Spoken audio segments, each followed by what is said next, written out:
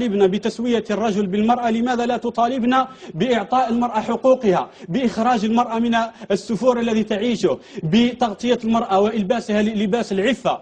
لماذا لا ما يتفقوش على معنى السفور؟ أخي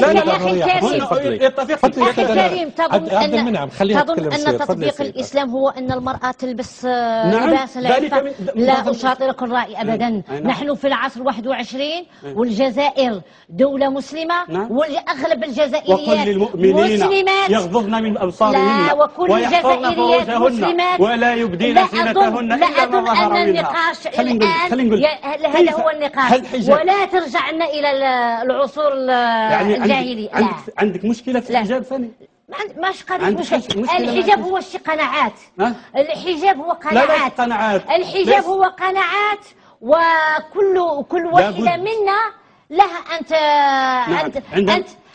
تجد يا أخي. هي تتكلم باسم هي اتحاد النساء الجزائرية، تتكلم وتدافع عن أين مطالبهن هن كنسوة. أنا أريد أن أبحث أين مطالبهن. هن جمعية ولهن دور كبير في المجتمع ولهن دور فعال، ولكن الدور الفعال نريد من هذه المنظمات النسوية أن تظهر كرامة المرأة المسلوبة في الجزائر. دورهن هو التربية والدفاع عن المرأة. التربية والدفاع عن الوضع.